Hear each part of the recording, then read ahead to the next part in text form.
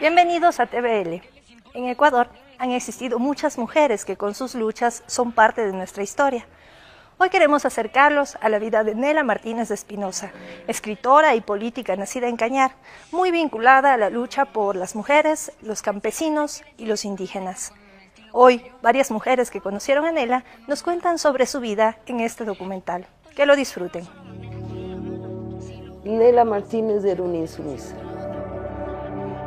Ella fue una enamorada permanente de la paz. La luchadora, la que nunca iba a rendirse. Es esa mujer de una inmensa ternura. La mujer pionera en la lucha política de las mujeres.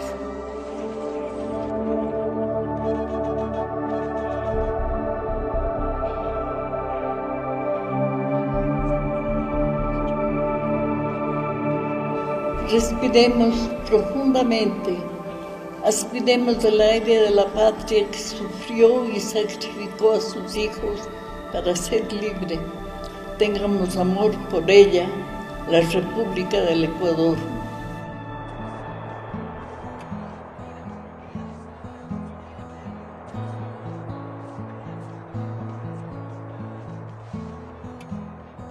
Durante toda su vida ella siempre se dijo ser de Cañar.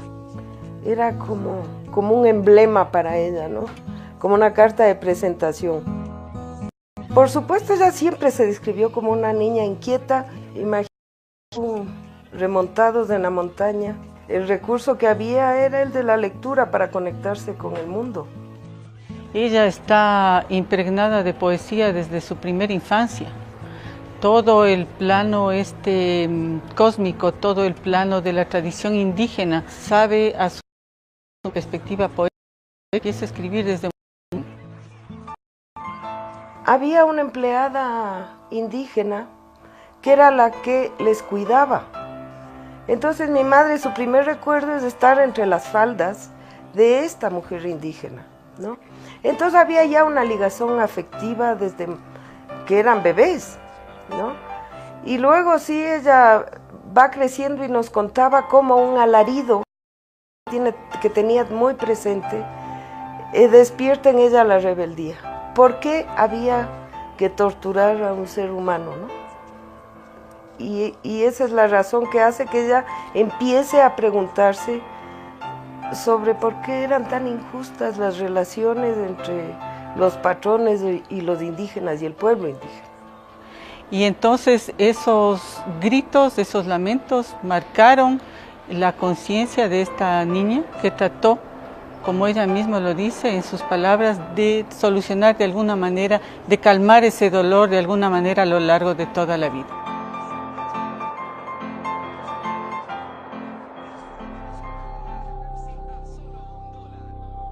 Yo sé que viajaron con abuela a Guayaquil y ahí se hace amiga de Gil Gilbert. Y Gil Gilbert le lleva donde Joaquín, porque parece que era el referente del momento. Es decir, todo intelectual iba a conocer a Joaquín Gallegos. Sin embargo, ella conoce a Gallegos Lara y se deslumbra con la personalidad de él, con la imponencia de la presencia que él tenía y de su verbo para convencer sobre la necesaria rebelión de las masas. Y que además impulsa en ella esas capacidades intelectuales y políticas que tenía, ¿no? Cuando regresa ya a Cañar empieza una relación epistolar muy larga, que es en el fondo un diálogo entre sierra y costa, ¿no?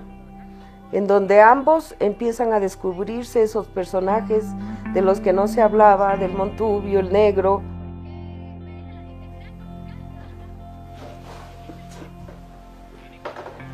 El otro continente de la costa es la patria, y he tenido que hablar mucho para convencerle que no. Este es un archivo de cartas que es el primer foro que realizamos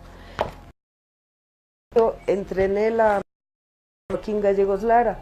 Son cartas que intentan traducir a este dirigente de la costa los indios en la revolución social en el Ecuador. Cartas que también traducen desde el lado de la costa el papel de los montubios en la revolución social del Ecuador. Entonces son cartas de profundas transformaciones. Algo maravilloso desde esa lectura de las cartas es que queda muy claro que que lo personal, ¿no? Cómo se construyó esa historia de amor con Joaquín Gallego, del enamoramiento que tienen los jóvenes. Había toda una un bagaje ideológico. Los hombres y las mujeres tenían que darse al amor y la igualdad.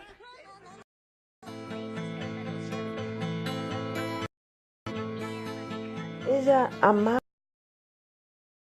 la política para transformar y amaba, y era el compromiso con los indígenas, con los trabajadores, ese compromiso fundamental el que le movió permanentemente en su vida. Y al llegar al Partido Comunista también impone un poco esa presencia por sobre una práctica que era una práctica patriarcal, evidentemente, pero tenía además aliadas como Dolores Cacuango, que fue otra rebelde y que en la sierra estaba levantando el movimiento indígena. Y entre las dos apuntalaban muchísimas cosas, como fue el trabajo con los indígenas y las escuelas populares que crearon en Cayambe, ¿no?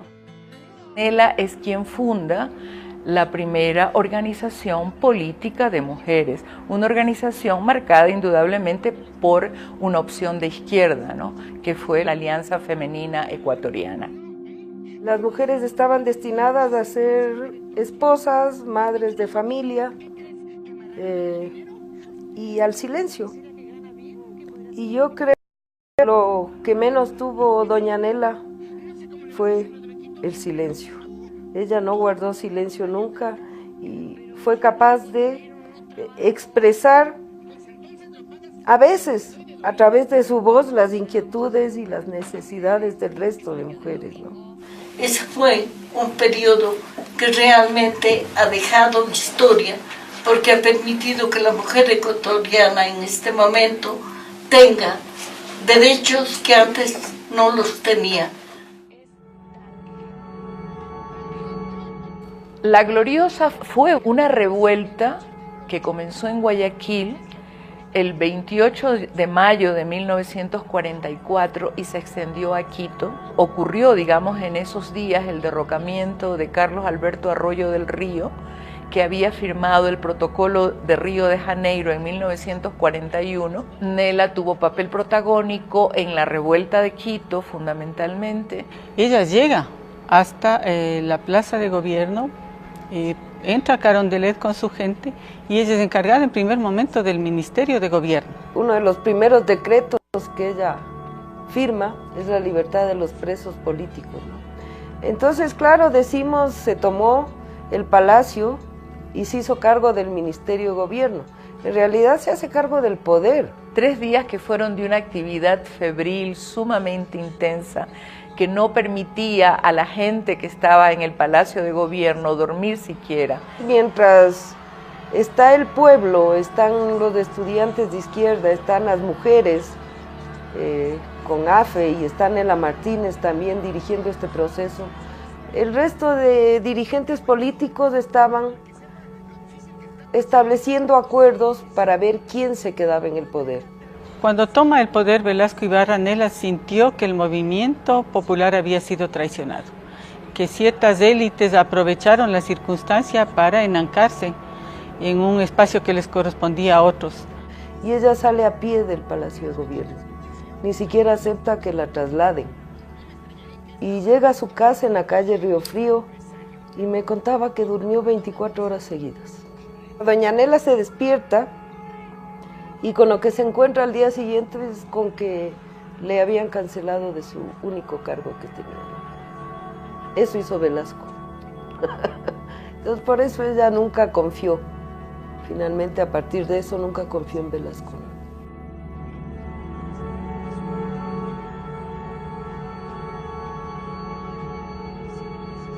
Nela Martínez Espinosa fue la primera mujer que llega al Congreso, que toma posesión del cargo de diputada. Algo fundamental que deberíamos recordar las mujeres legisladoras es que la Nela no vino aquí diciendo que representa a las mujeres, sino que fue una mujer la que vino a la Asamblea a decir que las mujeres tenemos voz acá.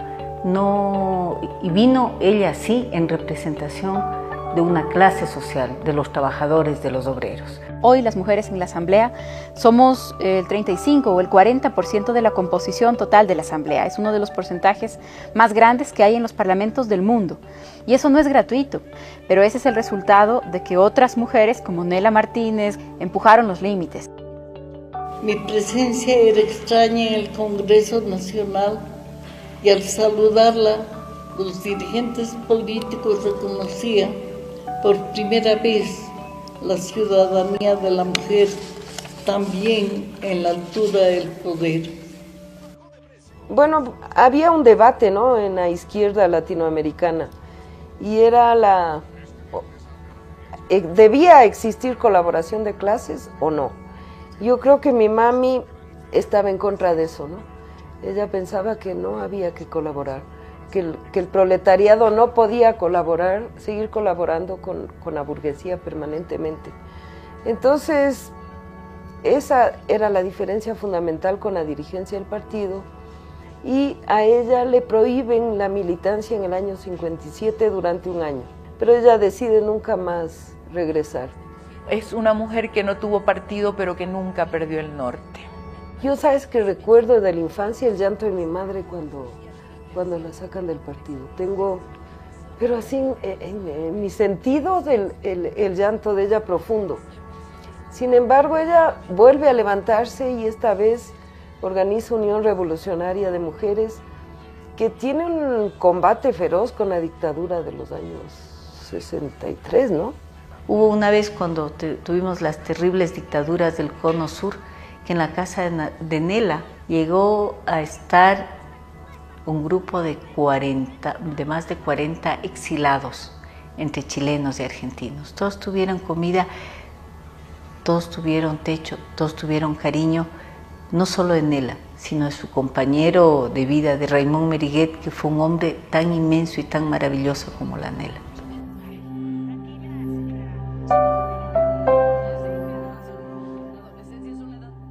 Fueron largos periodos de lucha, no solamente míos. Hay toda una generación de intelectuales ecuatorianos que dejaron de escribir poesía, relato, libros y que se dedicaron a trabajar en favor de la clase trabajadora. Quienes escribimos hemos sentido que ella podía haber sido una gran literata si estaba exclusivamente dedicada en ese espacio a escribir, pero realmente también la parte poética alimentó su militancia política y a través de sus textos se puede encontrar esa raíz igualmente. Este es el libro que lo comenzó escribiendo Joaquín Gallegos en los 30 y ella, doña Nela, lo concluye en los años 80, ¿no? Yo creo que sentía que había una deuda que quedaba ahí, no solo con Joaquín, sino también con el pueblo indígena. Y ella quería terminar con eso. Y ella sentía, lo vio, lo palpó, lo sintió en su piel, que los indígenas construían la historia sobre sus propias espaldas. Entonces a mí me parece un final hermoso, una riqueza adicional, un complemento perfecto para lo que había hecho Gallegos Lara. Y ese es como el legado en forma de libro, ¿no? Que en su momento, que me resulta curioso cuando lo estaba releyendo, es que se destacaba el nombre de Joaquín Gallegos y el de Nela se ponía muy pequeñito, ¿no? Cuando en realidad, si uno lee la obra, más de 3/4 partes de esa novela están escritas por Nela. ¿Cómo recordar a Nela Martínez? Para mí, fundamentalmente, como una mujer que abrió el camino de la lucha política de las mujeres, que la legitimó como tal en Ecuador.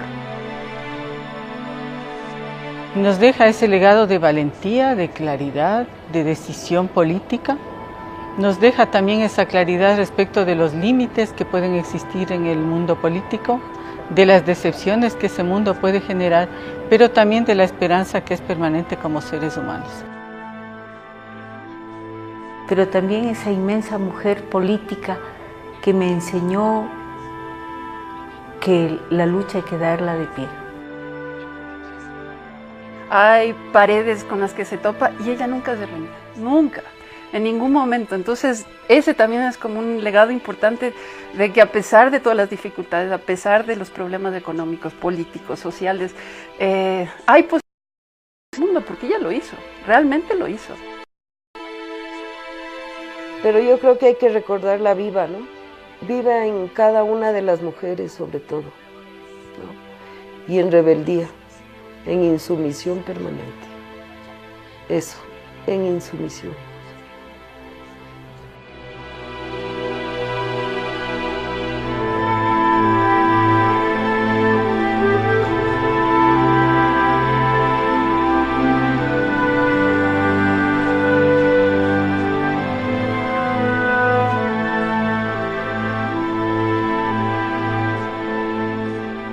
Si estas son mis últimas palabras, es para llamar al sentido y espíritu patriótico de los que no hemos vendido el alma al diablo de la traición.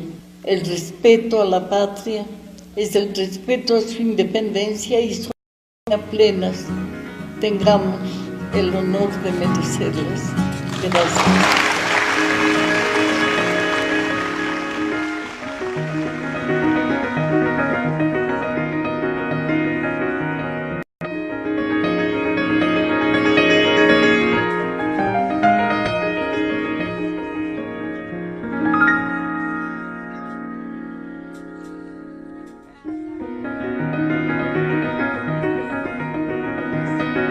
Ella está impregnada de poesía desde su primera infancia. Todo el plano cósmico, todo el plano de la tradición indígena, sabe a su perspectiva poética. Empieza a escribir desde... Había una empleada indígena que era la que les cuidaba. Entonces mi madre, su primer recuerdo es estar entre las faldas. Nela Martínez era una insumisa. Ella fue una enamorada permanente de la paz. La luchadora, la que nunca iba a rendirse. Es esa mujer de una inmensa ternura. La mujer pionera en la lucha política de las mujeres.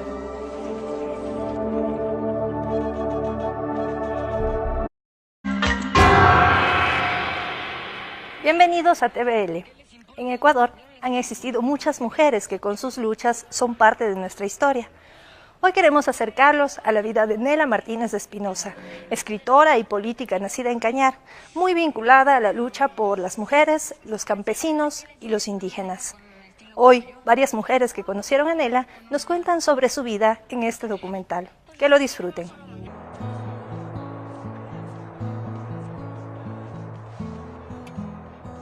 Durante toda su vida ella siempre se dijo ser de Cañar. Era como un emblema para ella, ¿no? Como una carta de presentación. Por supuesto, ella siempre se describió como una niña inquieta. Imagínate, remontados en la montaña. El recurso que había era el de la lectura para conectarse con el mundo.